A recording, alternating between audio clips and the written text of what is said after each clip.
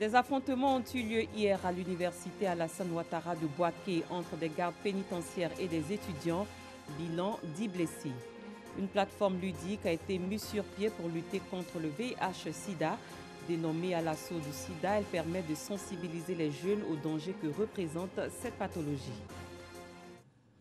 Merci de suivre le 19h.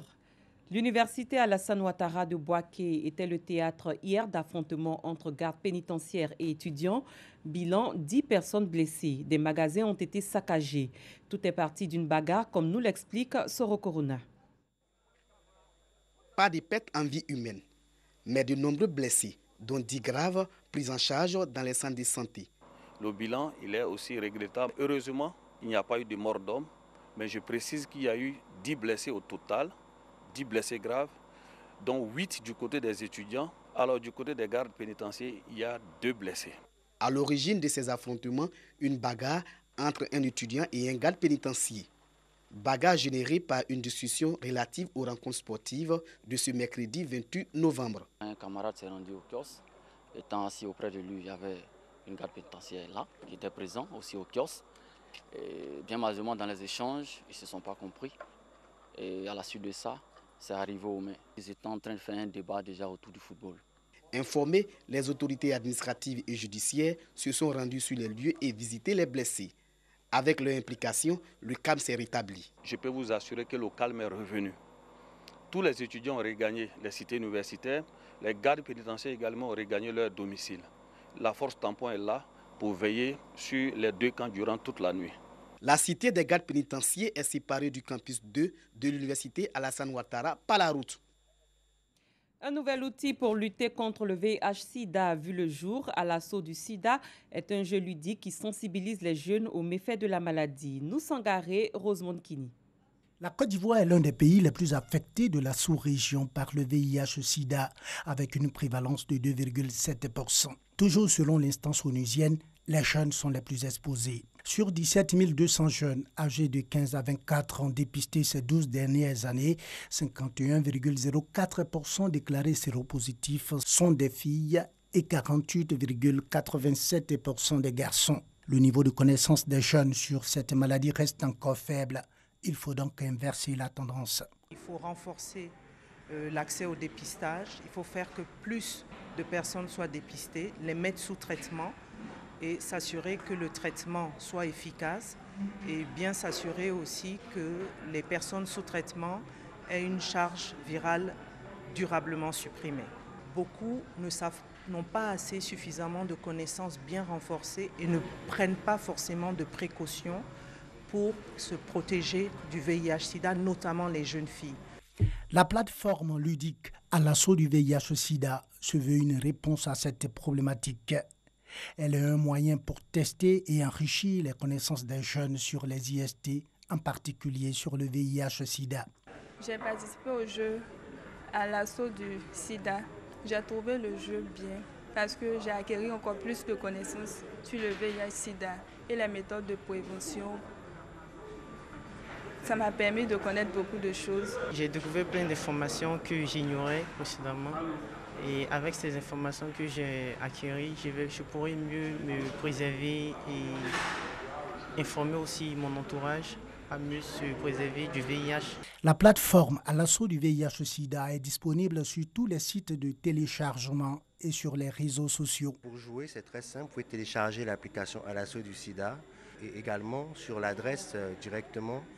Donc www.alassautdusida.org. Après le téléchargement, notre internaute s'inscrit rapidement ou se connecte avec son compte et il peut commencer directement à répondre aux questions. Le professeur Ncho Dagnon Simplice, directeur général de la santé, a invité les jeunes à s'approprier cette plateforme ludique pour mieux connaître les modes de transmission et de prévention du VIH-Sida. La plateforme ludique à l'assaut du sida comprend 2 versions. Une version dédiée à l'ensemble des jeunes dénommée à l'assaut du sida grand public et une autre dédiée aux élèves appelés à l'assaut du sida milieu scolaire. Un concours mettra en compétition les utilisateurs de cette plateforme. Il démarre le 30 novembre prochain et va durer 1 mois. Ce concours récompensera les jeunes ayant collecté de meilleurs scores. C'était le récit de Dangui Dangui. Parlons environnement. L'université Félix Houphouët-Boigny à Cocody a abrité un planting d'arbres et une conférence de presse sur l'état de la forêt ivoirienne. Ces deux activités s'inscrivent dans le cadre de la lutte contre le réchauffement climatique. Elles ont été initiées par le réseau estudiantin pour la valorisation de l'intellect et le leadership africain, Revilla. Awadiabi, Dangui Dangui.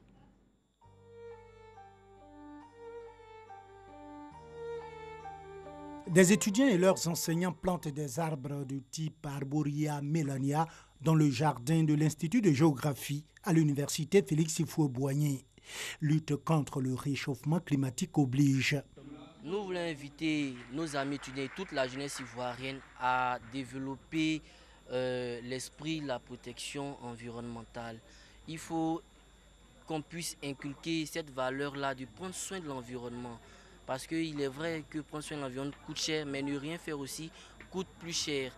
L'arbre et la forêt ont une valeur inestimable, assure Dr Touré Mamoutou, chef du département de géographie et par ailleurs l'un des artisans de cette opération de planting d'arbres. La forêt, c'est une richesse à tous les égards. C'est d'abord un écosystème qui permet de régénérer, n'est-ce pas, notre environnement bien.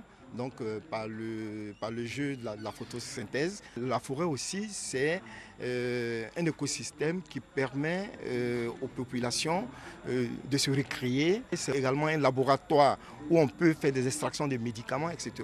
Donc vraiment, la forêt, c'est une valeur inestimable. Et pourtant, l'état actuel de la forêt ivoirienne n'est pas reluisant. En témoignent ces chiffres officiels révélés lors de la conférence sur l'état de la forêt en Côte d'Ivoire, tenu juste avant le planting d'arbres. Plus de 16 millions d'hectares, nous sommes aujourd'hui à 3,4 millions d'hectares.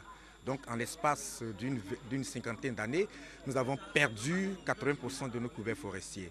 Un tableau sombre certes, mais les experts de la question notent une prise de conscience notable et surtout une volonté politique d'inverser la tendance. Il faudrait qu'on puisse arriver à reconstituer le couvert forestier à 20%. Nous attendons de la population un engagement fort. Monsieur le Président de la République a donné le ton, lui-même en plantant et en invitant chaque citoyen ivoirien à planter un arbre. Cette conférence sur l'état de la forêt ivoirienne, suivie de planting d'arbres, s'inscrit dans le cadre de la préparation de la COP24 qui s'ouvre le dimanche prochain à Katowice en Pologne. La philosophie est la recherche par l'observation, la connaissance et le raisonnement de la compréhension du réel. Elle fait appel donc à la raison, la lucidité et s'oppose au passionnel. L'unité pédagogique de philosophie de San Pedro veut intéresser les élèves à la philosophie, d'où une journée dédiée à l'apprentissage de la pensée. La correspondance de Sam Konon. Cissé Kadidiatou et Cissé Franck sont des élèves en classe de terminale A. Chaque semaine, ils se rendent 2 fois dans la bibliothèque de l'Alliance française pour se documenter.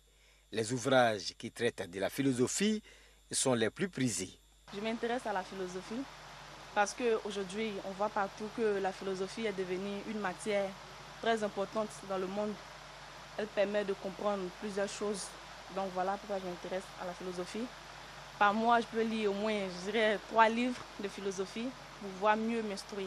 La philosophie ouvre l'esprit critique. Ça nous libère des préjugés, des dogmatismes, dont les philosophes ne sont pas les fous. Faire de la philosophie le levier dans la réussite des élèves, tel est l'objectif principal de l'unité pédagogique de philosophie de San Pedro. À l'occasion de la journée dite Journée des philosophies, elle a réuni les élèves pour célébrer cette matière. La philosophie est un outil, est un instrument indispensable pour le leadership et aussi pour l'amélioration vraiment de leurs résultats scolaires et leur insertion vraiment au sein de la société. En tant que pédagogue, nous leur demandons d'utiliser vraiment tout ce que nous faisons pour pouvoir réussir à l'examen à la fin de l'année afin d'avoir de bons résultats. Un concept a été créé en vue de vulgariser la philosophie à travers un jeu dénommé le philosophe en herbe. Le concept a permis d'obtenir 100% des taux de réussite des participants au baccalauréat depuis 2012. Un festival de bijoux et foulards va se tenir à Abidjan les 14 et 15 décembre prochains. C'est une initiative du réseau des artisans de Côte d'Ivoire. Ce festival vise à mettre en valeur les accessoires de beauté que sont les bijoux et les foulards, ainsi que le patrimoine culturel africain à travers la mode. Nous Sangaré, Dongui Dongui. Mouna est une passionnée de foulards. Son amour pour cet accessoire de beauté date de son enfance. C'est toute une passion et je ne peux pas laisser la tête, même quand je fais des coiffures qui comme des mèches et autres, ils attachent toujours le foulard. Aujourd'hui, elle a décidé de professionnaliser cet art en installant un institut de beauté pour accessoires avec en ligne de mire l'attaché de foulard. C'était d'abord un truc que je le faisais pour moi-même. Je faisais mes ateliers de foulard en privé. Et jusqu'à aujourd'hui, on a décidé de faire les cérémonies, les mariages et autres. Les gens nous invitent et puis je vais attacher le foulard et il passe partout. C'est pas coûteux, ça dépend de ce que la cliente veut. Si c'est des grands foulards au style moussoro de chez nous ou au style antillais, ça dépend. Le foulard, cet art ancestral de plus en plus prisé par la gente féminine, qu'elle soit africaine, européenne ou asiatique. Qu'on le veuille ou non, le foulard s'impose comme un accessoire de beauté. Au-delà des aspects traditionnels, au-delà des aspects religieux, le foulard apporte une valeur ajoutée à l'esthétique de la femme. Autre accessoire de mode, les bijoux. Ils apportent également une valeur ajoutée à l'esthétique de la femme. Un festival est donc initié pour mettre en exergue tous ces accessoires de beauté. Il va permettre de valoriser le patrimoine culturel africain à travers la mode. Dénommé Festival de bijoux et de foulards, l'événement se tiendra du 14 au 15 décembre prochain. Nous avons un attaché de foulard, évidemment. Nous avons un panel où le thème c'est port du foulard et du bijou, pratique ancestrale et vie en société. Nous avons des panélistes de renom et à plus de cela, il y a un concours d'attaché de foulard géant qui sera au moins, il y aura au moins 30 postulants.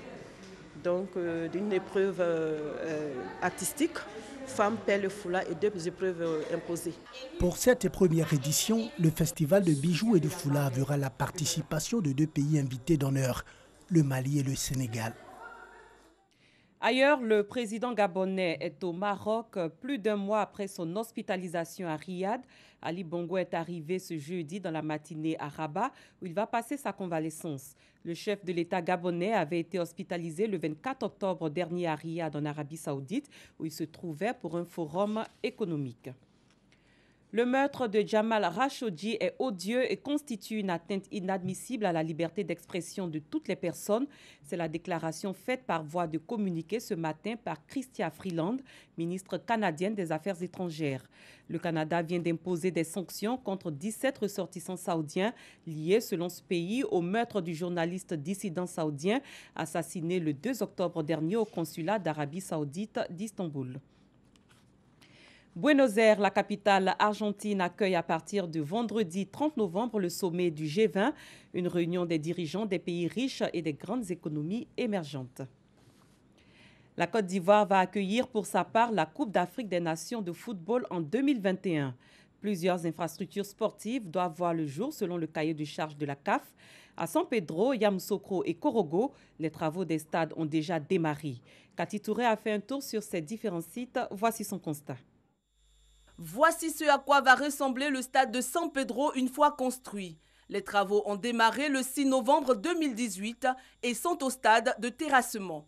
Après la phase de terrassement, selon le calendrier de l'entreprise, c'est le convoyage du matériel lourd, c'est-à-dire les fers, le matériel de coffrage et les ouvriers qualifiés qui vont s'installer pour le démarrage des grosses œuvres.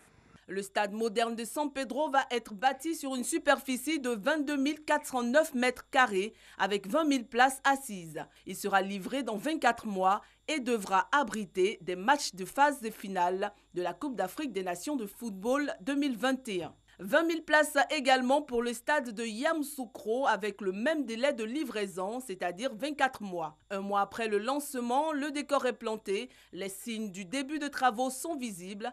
Les engins et autres matériaux de construction sont présents pour faire sortir le futur joyau de ce site de 20 hectares pour un coût estimé à 37 milliards de francs CFA.